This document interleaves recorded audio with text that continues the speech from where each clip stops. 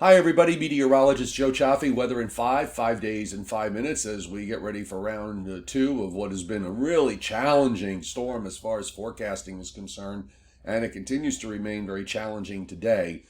Bear in mind that we're dealing with a very strong upper air storm system that's going to be interacting with the coastal storm offshore.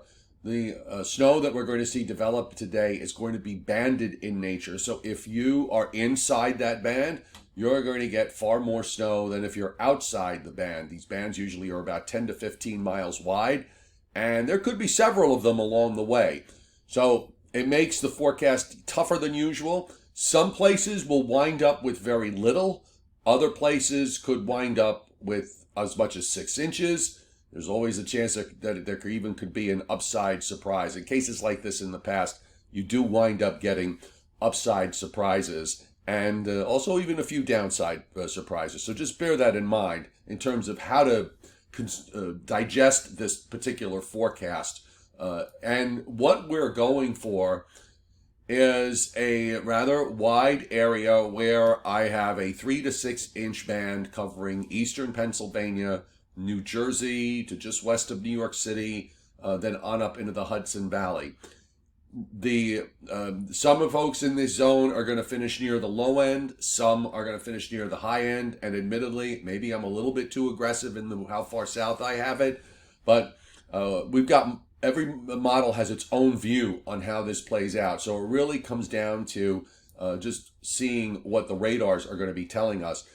In south central Pennsylvania and in north central Maryland, it could be as little as a coating to an inch in some places. I have a coating to a couple of inches. If there's going to be a couple of inches, the best chances for that would be further well up to the northern part of the state and not so much in the south. But the nature of this makes it a little bit problematic. I just want to cover in case somehow a heavier band briefly sets up in this particular zone.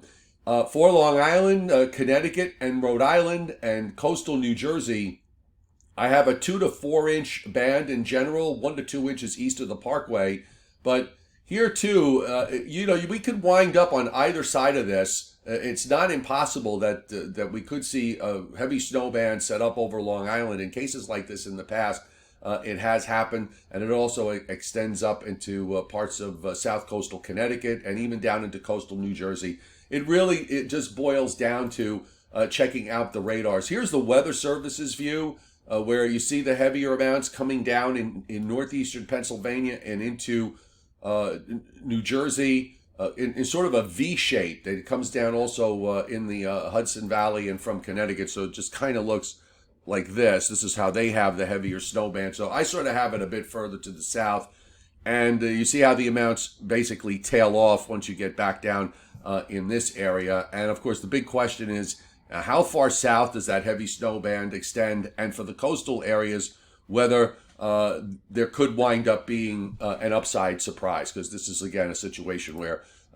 you can see an upside surprise. Here's what it looks on the surface map this morning. You've got a low pressure 993 low sitting east of New Jersey and south of Montauk, and guess what? It ain't going anywhere. It has high pressure blocking it to the north. You still have the remnants of the big block in Newfoundland, which is now moved up to the east, kind of sandwiching everything and keeping it all in one place. It's waiting for the upper air storm to basically come around and become almost vertically stacked with it. In other words, the upper low and the surface low, which normally are not on top of each other, in this particular case, they will be on top of each other. Now, as far as temperatures are concerned, we actually saw the temperatures kind of settle down overnight in central and south Jersey, where it was in some areas got into the 40s yesterday. We're now, been holding in the middle 30s.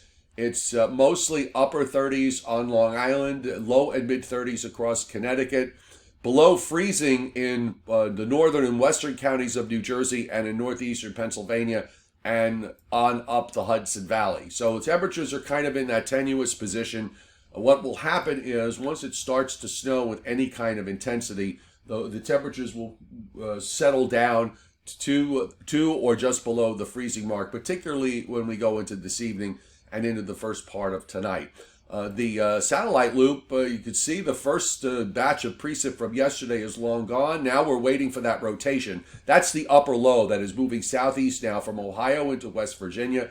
It's going to move across Virginia today and then turn northeastward just offshore. And it's usually north and west of that low track that you wind up with the heaviest snow. Now here's the NAMS view, and we could go at this all morning here where I could punch up half a dozen models, and each one has its own idea of where the heavy snow is going to be. 1 p.m. to 1 a.m. for most areas will be prime time. And for areas from New York City east into southern New England, we're looking at perhaps more like 4 p.m. this afternoon until about 6 or 7 a.m. Tuesday morning. So the further west you are, if you're, from here west, we're talking, say, 1 p.m. To 1 a.m., 1 p to 1 a, and on this area to the east, it'll be more like 4 p.m. to 7 a.m.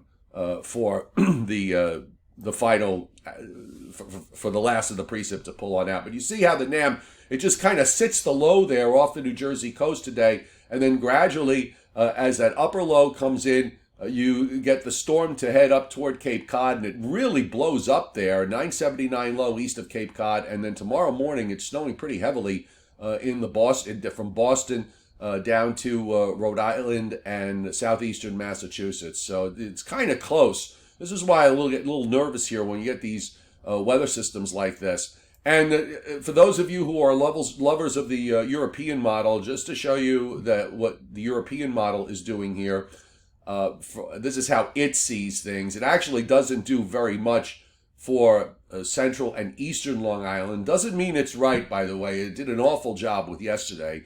But it's got its big snow amounts in New Jersey.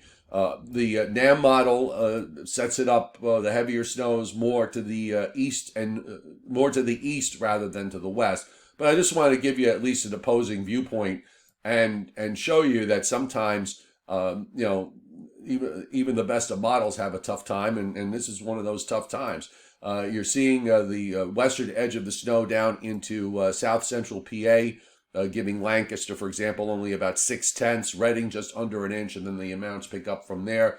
Larger amounts as you head into central and northern New Jersey and into New York City, which the European last night gave 5.5 inches, and then the amounts tail off on Long Island. I'm having kind of a tough time with the idea that all the bands are going to set up in New Jersey and not set up over Long Island and Connecticut, given where the coastal low is. So you get the idea here. There's variability in all of this. You know what the bottom line is? The bottom line is at this time tomorrow, it'll be over with and weather conditions will finally improve and this storm will go away. And that's what I'm looking forward to. So we'll wrap it up here at this point. Make sure you have my free weather apps, the Meteorologist Joe Cioffi weather app and Angry Ben's weather app, the Angry Weatherman. They're both free on Google Play or on the App Store. And of course, for those of you who need extensive weather coverage, I do have a subscription platform on Patreon. It's patreon.com/meteorologist Joe Cioffi. And look for additional website posts all over the place on meteorologistjoecioffi.com and nycweathernow.com and weatherlongisland.com. Have a great day. Live stream tonight at YouTube, 7 o'clock Eastern Time.